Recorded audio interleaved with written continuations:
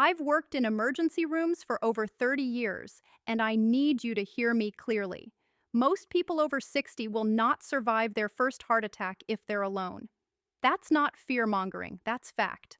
Almost half of heart attack deaths happen before the patient ever makes it to the hospital. Why? Because they waste time, they hesitate, they panic, they don't know the simple life saving actions that can keep blood flowing long enough for help to arrive. And the brutal truth is this: if you don't know these steps, you could be gone in minutes. Every single day, I've seen patients carried into my ER who could have lived if they had just done one or two things differently at home. A crushing pain in the chest, sudden breathlessness, dizziness, cold sweat, and by the time they arrive, the golden window has slammed shut. But here's the good news: there are science backed techniques, simple actions you can perform right now, even if you're completely alone, that can double your odds of survival. Not gimmicks, not myths. Real strategies cardiologists teach their patients. In this video, I'll walk you through 7 life-saving tips every senior must know to survive a heart attack when nobody else is around. These are the very steps I wish every patient in my ER had practiced before their attack. And wait until you hear number 3. It's so powerful. Research shows it can make the difference between permanent damage and walking out of the hospital alive. Most people have no idea, but after today, you will. All medical references and scientific studies I mention are listed in the description below. Before we dive in, here's a quick question. How old are you? Tell me in the comments. I personally go through and reply to every single one, like it's a conversation in my clinic. So don't hold back. Now, without any further ado, let's start with number 7 on our list. And it's the very first step that could decide if you make it out alive. Number 7, call emergency services immediately. Don't wait it out. The very first and most critical action when you feel the signs of a heart attack is this: call emergency services immediately. Do not wait. Do not second guess. Do not tell yourself, maybe it's just indigestion, or I'll see if it passes. Every minute you wait, the damage to your heart muscle grows worse. Cardiologists explain it in simple terms. Time is muscle.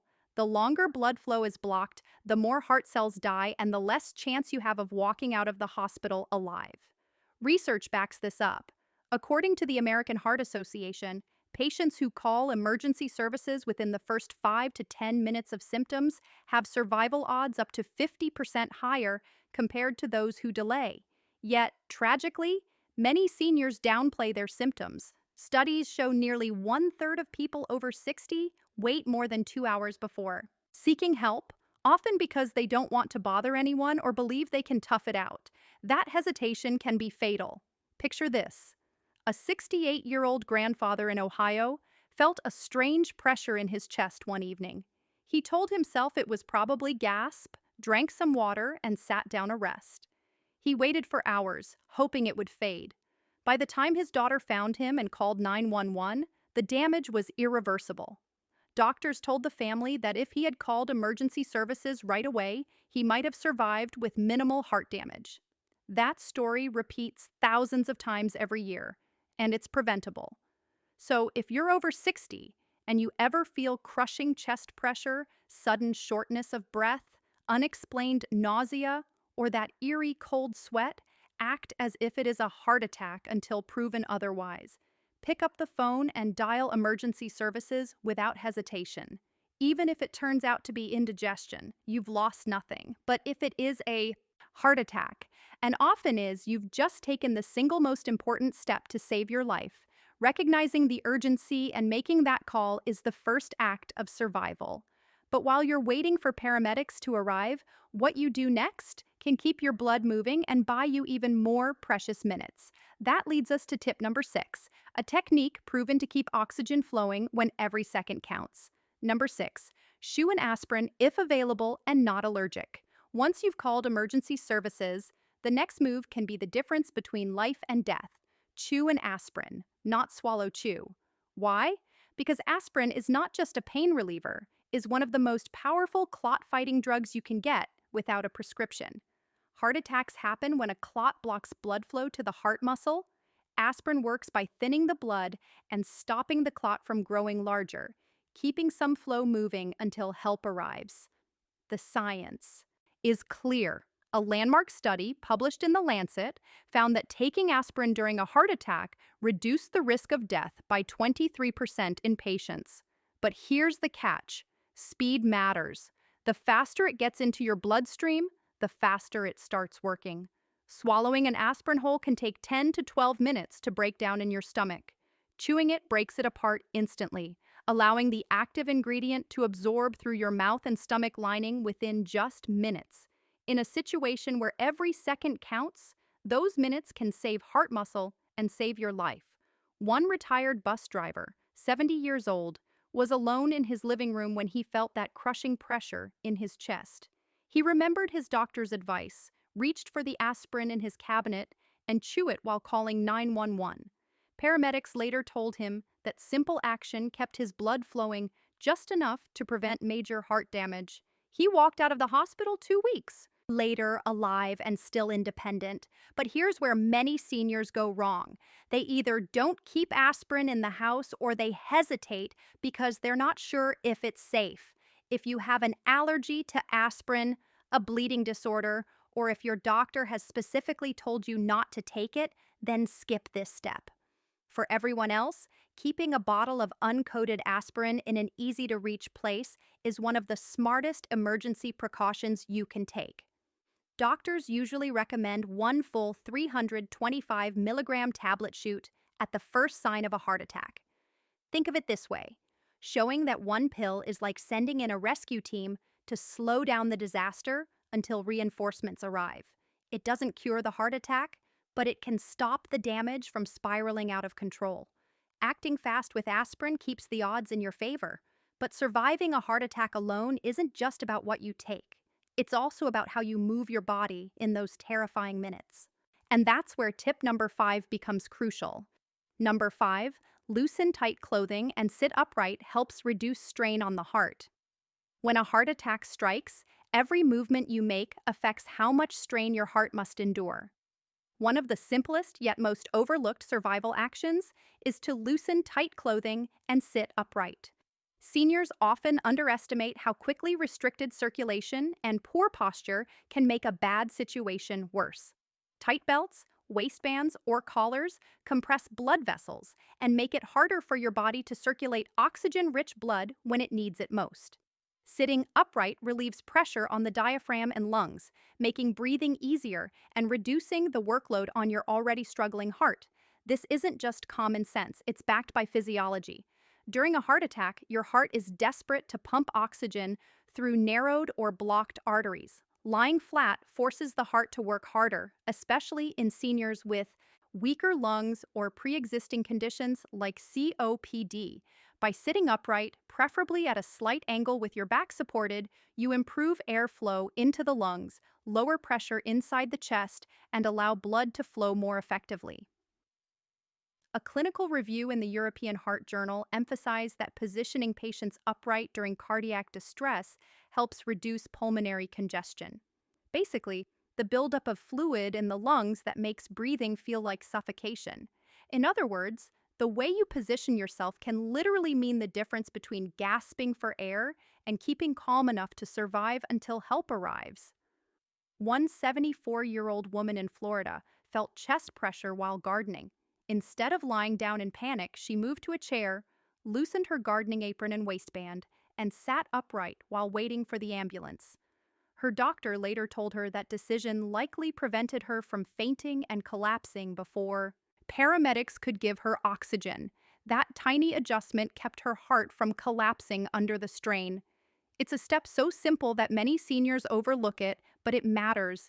If you feel those telltale signs, pressure, shortness of breath, or cold sweat, sit upright, relax your shoulders, and free your chest and waist from restriction. Think of it as giving your heart room to breathe. This adjustment buys you precious stability. But to further improve your odds, you need to keep blood flowing to the brain and heart when circulation is under attack. That brings us to tip number 4. A powerful physical action seniors can perform in those desperate minutes before medical help arrives. Number 4, cough strongly if you feel faint, can keep blood flowing to the brain temporarily. It sounds strange, almost too simple, but in the middle of a heart attack, coughing, yes, coughing, can sometimes keep you alive long enough for help to arrive. Doctors call it cough CPR. The principle is straightforward. When you cough deeply and forcefully, your chest muscles contract, your diaphragm compresses, and pressure builds inside your chest. That pressure forces blood out of the heart and into the brain, keeping you conscious when circulation is collapsing. Now, let's be clear, cough CPR is not a replacement for medical treatment, and it's not a cure for a heart attack, but it can buy you valuable seconds if you feel faint, dizzy, or like you're about to pass out before paramedics arrive. Research published in the Journal of the American College of Cardiology showed that repeated strong coughing during cardiac arrhythmias kept patients conscious and maintained blood pressure temporarily until emergency treatment could be given. In some cases, patients were able to remain alert for several minutes simply by coughing every 2 to 3 seconds. Imagine this: a 69-year-old retired mechanic in Texas felt a sudden wave of dizziness during what turned out to be a massive heart attack. Alone in his workshop, he remembered hearing about cough CPR.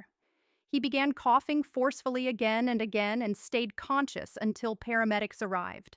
Doctors later said those coughs likely prevented him from collapsing and suffering brain damage before they could restart his heart. The science is simple. Fainting during a heart attack is caused by a sudden drop in blood flow to the brain. By coughing hard, you create artificial heartbeats, almost like squeezing a pump with your chest muscles. It's not perfect, and it won't stop the attack, but it keeps oxygen flowing to the brain long enough for help to take over. If you ever feel your vision narrowing, your head spinning, or your body going limp during chest pain, try this. Take a deep breath, then cough hard and strong as if you're trying to clear your lungs. Repeat every 2 to 3 seconds until the dizziness passes or paramedics arrive. Think of it as manually keeping your heart in motion when it's struggling. This unusual but powerful technique has saved lives. But once you've stabilized yourself, you also need to make sure oxygen is getting into your lungs effectively. That's where tip number 3 comes in. Another simple but life-saving habit every senior should master. Before we go on, if you're getting value from this video, go ahead and tap that like button and make sure to subscribe and turn on the bell icon so you never miss out on powerful health tips like these. Number 3, unlock your door and keep phone nearby so help can reach you quickly. When a heart attack strikes, every second is precious, not just for your body, but for the people trying to save you. One of the most overlooked survival steps is also one of the simplest. Unlock your door and keep your phone within arm's reach. It sounds small, but in a crisis, it can mean the difference between being found in time or being trapped behind a locked door while precious minutes slip away. Here's why this matters. Paramedics are trained to break down doors if they have to, but every extra barrier costs time. And during a heart attack, time is muscle. Studies show that for every 10 minutes of delay in treatment, survival rates drop by nearly 10%. Imagine losing those life-saving minutes just because help couldn't get to you quickly enough. Unlocking your door in advance removes that risk. A 73-year-old widower in Arizona learned this lesson the hard way. He dialed 911 after severe chest pain, but collapsed on the floor before he could unlock his front door. Paramedics arrived within minutes, but had to waste precious time forcing their way inside. By the time they reached him, too much damage had been done. Contrast that with the story of an 80-year-old woman in Florida who unlocked her door, clutched her phone, and stayed in a chair by the entryway. Paramedics got in immediately, started treatment, and rushed her to the hospital. She survived with only minor heart damage. The second half of this tip is just as critical. Always take your phone nearby, especially if you live alone. Too many seniors leave their phone in another room or plugged into a charger out of reach. During a heart attack, even walking a few steps can cause collapse. Having your phone next to you ensures you can stay connected with emergency responders until help arrives. Some even recommend putting your phone on speaker so you can follow instructions without holding it to your ear. Think of it this way: your phone is your lifeline, and your unlocked door is the bridge that gets help to you faster. Together, they eliminate barriers and buy back time you cannot afford to lose. Once the path for help is clear, the next step is about keeping your body calm enough to survive until that help arrives. And that's where tip number 2 makes all the difference. Number 2, take slow, deep breaths, lowers stress on the heart, and oxygenates blood. In the middle of a heart attack, panic is your worst enemy. When fear takes over, your body shifts into fight or flight, releasing a flood of stress hormones like adrenaline. This raises your heart rate, spikes blood pressure, and makes your struggling heart work even harder. That's why one of the simplest survival actions you can take is also one of the most powerful. Take slow, deep breaths. Breathing deeply does two critical things. First, it increases the amount of oxygen reaching your blood and brain, which are desperate for fuel when circulation is limited. Second, it signals your nervous system to calm down, lowering the surge of stress hormones that put extra strain on the heart. Research published in the Journal of Cardiopulmonary Rehabilitation and Prevention found that slow, controlled breathing reduced heart rate and improved oxygen delivery, even in patients with advanced cardiovascular disease. It's not a cure, but it gives your body a fighting chance while you wait for help. A 76-year-old retired nurse from Michigan described how she survived her heart attack by focusing only on her breathing. As the crushing pressure in her chest grew, she resisted the urge to panic. She sat upright, closed her eyes, and began inhaling slowly through her nose, exhaling even slower through her mouth. By the time paramedics arrived, she was weak, but still conscious. Her cardiologist later told her that those steady breaths likely reduced the workload on her heart and kept oxygen moving to her brain long enough for treatment to begin. Here's how to do it if you ever find yourself alone and in danger. Place a hand on your stomach, not your chest. Inhale deeply through your nose, feeling your belly rise. Then exhale gently through pursed lips as if you're blowing through a straw. Aim for about 6 to 8 breaths per minute, slow, controlled, and deliberate. This kind of diaphragmatic breathing not only helps the heart, but also keeps your mind focused when panic wants to take over. Think of each deep breath as buying yourself more time. Time for oxygen to reach your brain, time for your heart to ease its workload, and time for paramedics to arrive. And if there's one more habit that ties all these survival tips together, it's the last and most critical one. The action at number 1 that research shows can double your odds of survival. Number 1, stay as calm and still as possible. Movement can worsen damage during an attack. When a heart attack strikes, your first instinct might be to move to pace or even to try and walk it off, but that instinct can be deadly. The number 1 survival rule is this: stay as calm and still as possible. Every step, every sudden movement forces your weakened heart to pump harder. And during a heart attack, your heart is already fighting for its life. By keeping your body still and calm, you reduce the strain, conserve oxygen, and give yourself the best chance of surviving until help arrives. Science explains it clearly. During a heart attack, blood flow through the coronary arteries is blocked or severely reduced. Movement demands more oxygen from the heart muscle, but with its supply cut off, that extra demand only increases damage. A clinical study in the European Heart Journal found that minimizing exertion during acute coronary episodes reduced complications and improved outcomes. In plain terms, seniors who stayed calm and still lived longer than those who moved around in panic. One 71-year-old farmer in Nebraska learned this firsthand.